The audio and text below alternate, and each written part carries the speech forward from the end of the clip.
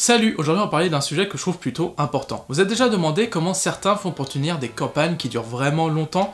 Et par vraiment longtemps, j'entends des campagnes qui peuvent durer plus de 5 ans, voire même 10, et le tout en gardant une cohérence, et bah pendant des centaines de sessions. Et bien tout ça pour moi c'est une question d'organisation. On va voir ensemble plusieurs outils qu'on peut utiliser pour tenir le long terme en JDR. Générique.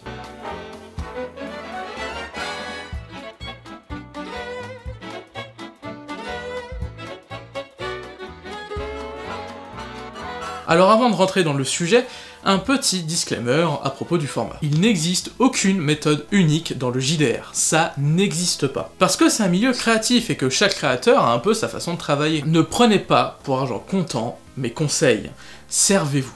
Vous pouvez ignorer ce qui vous intéresse pas, et vous pouvez même prendre juste un passage, un morceau de conseil, parce que pour vous, ça vous sera utile. Vous pouvez même le modifier, l'améliorer, enfin bref, réappropriez-vous mes conseils. Et aussi parce que j'ai 23 ans, et que ça serait très prétentieux de ma part que de prétendre que maintenant je connais tout sur tout et que je vous délivrerai la bonne méthode. Évidemment non, et du coup, même j'ai envie de dire, dans ce format, je vais pouvoir me contredire d'une vidéo à l'autre. Et c'est pas grave, parce que justement, peut-être que une de ces deux vidéos vous conviendra mieux à votre façon de travailler que l'autre. Bon. Passons au boulot. Pour votre organisation, il va falloir réfléchir aux besoins que va générer votre campagne. Ces besoins vont varier selon votre jeu, les types de scénarios que vous allez jouer, le type d'ambiance que vous allez installer, et même tout simplement selon la durée que vous allez prévoir pour votre campagne. Moi, je suis pas là pour être exhaustive, et du coup, je vais surtout me concentrer sur mes besoins à moi. Par chance, on va avoir un petit socle commun. Parce que nos besoins, on va pouvoir les ranger en deux catégories, les principaux et les secondaires. Et justement, les principaux vont être notre socle commun, on risque d'avoir les mêmes besoins vu qu'on vise la même chose, le long terme. C'est-à-dire que j'aurai besoin que certaines données me soient accessibles, peu importe le moment, que ce soit à la première session ou à la 200e. De fait, j'ai besoin que certaines informations soient stockées et organisées sur le long terme. Après, en secondaire, j'ai d'autres besoins, et notamment le besoin de savoir quelles sont les informations que je vais devoir garder dans ce socle de données importantes, et lesquelles je vais pouvoir archiver petit à petit. Par exemple, dans Crime, j'ai besoin sur le long terme d'un trombinoscope pour enregistrer les personnages que j'ai créés, mais aussi d'une timeline pour enregistrer les événements que j'ai créés et pouvoir vite fait les replacer. J'ai aussi besoin d'un petit document de vocabulaire et expression de l'époque. Et enfin, je mets surtout des documents de vie dans lesquels je vais placer tous les PNJ, tous les lieux et toutes les factions que j'ai créés. Des documents que je ne détaillerai pas dans cette vidéo, et ainsi que pour les documents secondaires.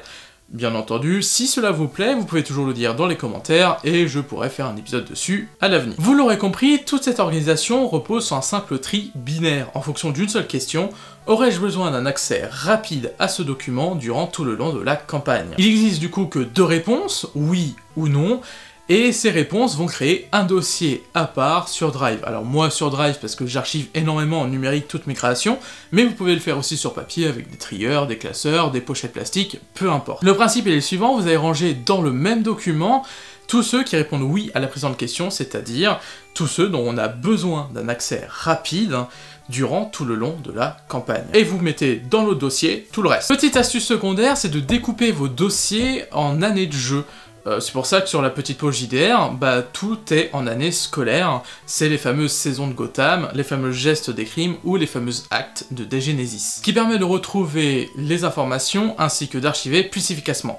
Par contre, conseil dans le conseil, nommez vos années de jeu, ça permet de se souvenir plus efficacement des années en elles-mêmes.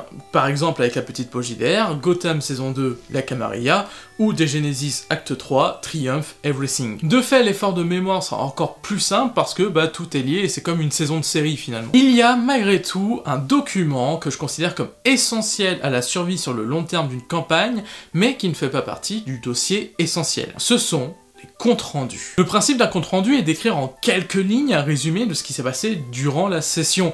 Ça vous permet de vous souvenir très efficacement de ce qu'ont fait vos joueurs en dehors du session et des ouvertures que vous avez créées. Et de fait, comme 10 années de campagne sur un même document texte de compte rendu, ça ferait peut-être un peu trop lourd, personnellement j'ai des vises en années de jeu.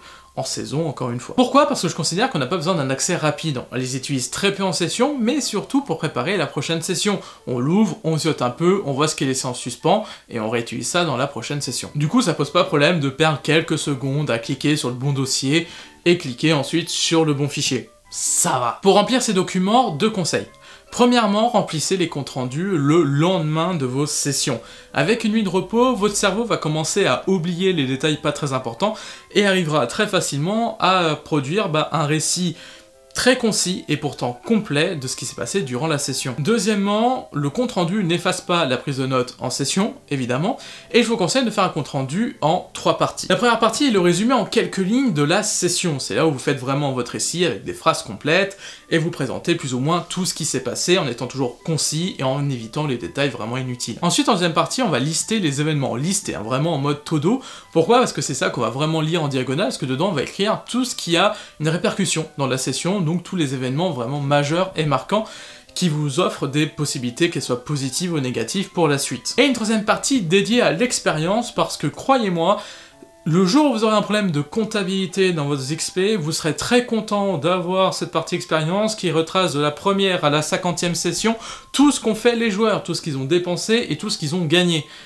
Croyez-moi, ça sauve la vie. Et bien voilà, avec ça, je pense que vous avez de quoi vous définir une organisation qui permet de tenir sur le long terme. Personnellement, Écrime, ça fait que 2 ans, mais je sens que c'est plutôt bien parti pour les années à venir, puisque la campagne doit durer 10 ans. J'espère que ce format de petits conseils vraiment précis sur un sujet qui ne cherche pas à être exhaustif vous aura plu. Sachez que le format est en test, là, en 2021, il y aura 4 épisodes, et si ça vous plaît, on vous fournira une deuxième fournée, justement, en 2022. Si vous voulez approfondir le sujet, je vous laisse une vidéo de Rollis TV dans la description qui approfondit surtout du point de vue gérer le groupe et les personnages et les joueurs, tout ça. Comme d'habitude, pouce bleu, partage, commentaire, c'est vraiment ce qui fait vivre une chaîne.